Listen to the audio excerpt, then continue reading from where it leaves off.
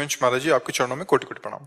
महाराज जी, भजन और दिनचर्या में आलस, प्रमाद, आपकी आज्ञा उल्लंघन और दोष दृष्टि हो जाने के कारण अब भजन बिल्कुल नहीं हो रहा और मन एक लड़की के प्रति गाढ़ हो गया है, जिसके कारण मन जलता रहता है और सारे दुर्गुण आ गए हैं। बुद्धि बहुत खराब हो गई है, हाँ कुदृष्टि बच्चा, भी अब हो गलत करोगे तो गलत तो होएगा। अब जवान अवस्था आ रही, इधर उधर माता बहनों की तरफ गंदी दृष्टि करोगे तो पतन तो हो ही जाएगा। हमारी बात मानो तो भाई सुधर सकते हो, बात ना मानो, मनमानी आचरण करो तो बात नहीं बनेगी। और देखो, ये माताओं बहनों की तरफ गंदी दृष्टि ये बहुत पतन का कारण है, बहुत पतन का कारण है।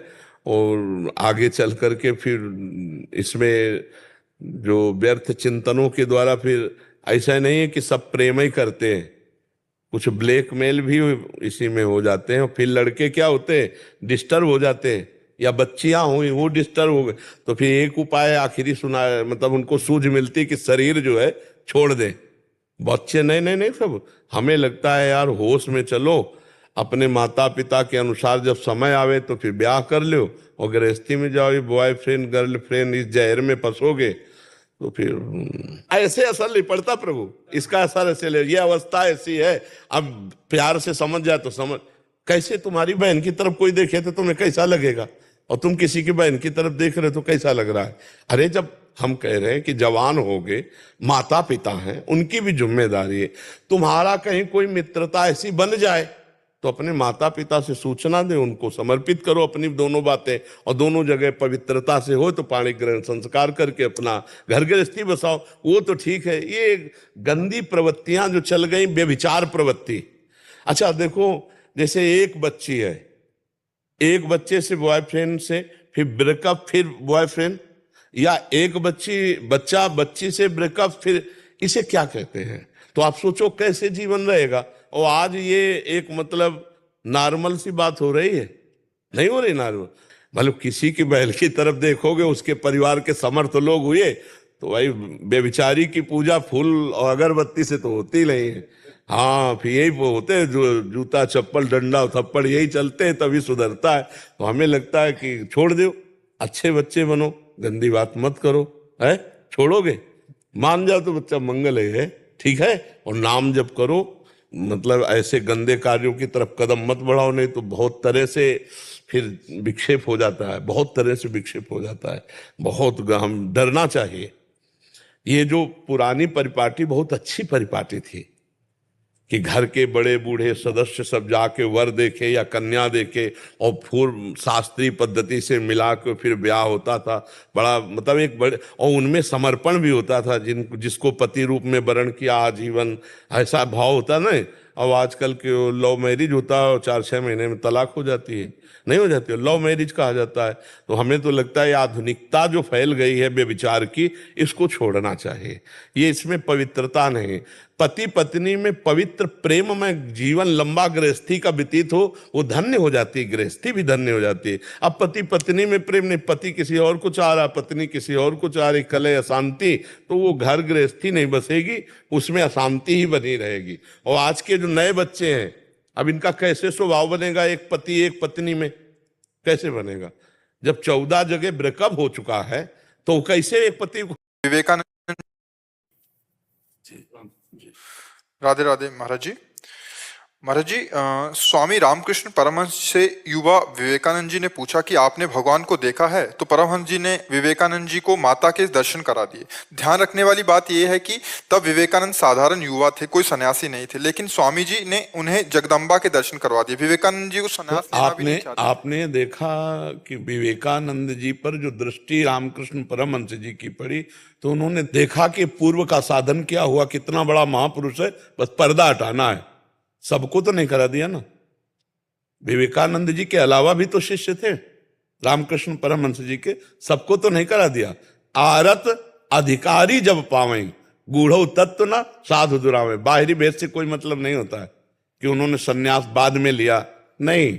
वो बहुत बड़े योगी पूर्व के थे, उनके पास तपस्या रूपी धन था, वो पवित्र ज्ञानार्जन के योग्य थे। एक बस झटके में पर्दा हटाया और शुद्ध ब्रह्म बोध ज्ञानी महापुरुष बना दिया। तो उनके पास सामग्री थी। बहुत से शिष्य थे, सबको जगदम्बा का साक्षात्कार कराया क्या, हम आपसे पूछते हैं। जैसे ध्रुव जी को 6 महीने में हो गए तो सबको 6 महीने में भगवत प्राप्ति हो जाएगी क्या? क्या ध्रुव जी जैसा कोई तप कर सकता है क्या?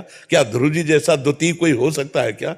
ऐसे महापुरुष जन अधिकार देखते हैं, अधिकार जैसा मिलता है वैसा अपने आप को खोलते चले जाते हैं। अगर अधिकारी नहीं है तो ऐसे तो भगवान भी अवतरित हुए, तो क्या भगवान को भगवान मान पाए क्या?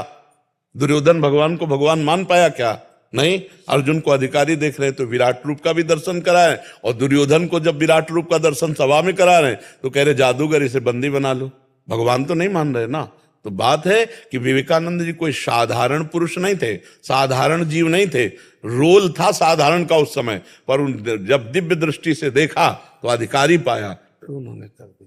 ये हम लोग पार्थिव बाहरी, जैसे यहाँ हमारे यहाँ जगदीश बाबा जी रहते थे, सिद्ध महापुरुष थे कालीदह में, तो उनकी सेवा में एक आए तो कहा कि बाबा हमको तो कुछ नहीं दिखाई देता। बोले देख ठाकुर गाँव में चरा रहा है, बंसी बजा रहा है, देख। तो ऐसे चपत लगा, ऐसे जो ही ऐसे स्पर्श किया सोई देखा कि बहुत सी दिव्य गौवें और भगवान की दिव्य सखा और भगवान वंशी वादन करते हुए। ये क्या? अब उनकी साधना पढ़ के देखो, जो उनकी सेवा में थे, रात दिन भजन अधिकार। तो अधिकारी देखा तो छू दिया, और भगवत कितने ऐसे शिष्य उनकी सेवा में थे, सबको थोड़ी छू दिया, सबको थोड़ी दर्शन करा दिया। तो आप समझ रहे ना, जो अधिकारी पुरुष होता है महापुरुष उसका पर्दा हटा करके ज्ञान प्रकाशित कर देते, और जो अधिकारी नहीं होता वो बहुत काल सत्संग और सेवा करे तब धीरे धीरे वो उस अधिकार को प्राप्त होता है। महाराज जी आज भी क्या ऐसे परमहंस जी और ऐसे विवेकानंद जी होंगे या ऐसा अधिकार? अब हम ये तो नहीं कह सकते कि नहीं, और ये भी नहीं कह सकते हाँ नहीं। आप कहोगे आप बताओ कहाँ है? अगर हम कहें कि कोई है तो आप कहोगे कौन है, तो मानोगे आप, देख पाओगे आप, क्योंकि उतना अधिकार हो तो देख पाओगे। हम आपसे पूछ रहे हैं, आप कह रहे हो कि अगर है तो कहां है, तो आप मानोगे? मानोगे आप? अभी तो मानने में थोड़ा समय ले, हो सकता है आगे मान जाऊंगा। कभी नहीं मान पाओगे, क्योंकि जो हमारी मान्यता बुद्धि की है वो एक अलग है, और जो हमारी दिव्य दृष्टि वो अलग होती है। तो समझ रहे हो ना, विवेकानंद के अंदर वो पावर था जिसको जागृत करना था।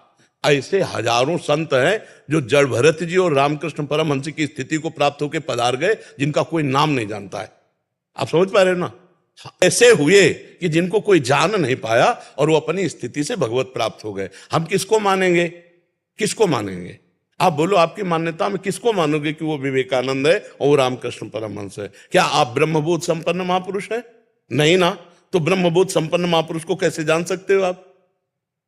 एक बात बताओ, जो पीएचडी नहीं पढ़े है, ककाहारा का विद्यार्थी है, वो पीएचडी के विषय को कैसे जानेगा? कैसे जानोगे? आप तो मान लो अपने को इस बात में कह करके कि कुछ समय लगेगा, तो वो कुछ समय बुद्धि से ही तो लगेगा ना। तो बुद्धि से वो जाना नहीं जाता, वो तो स्थिति है। तो स्थिति प्रज्ञ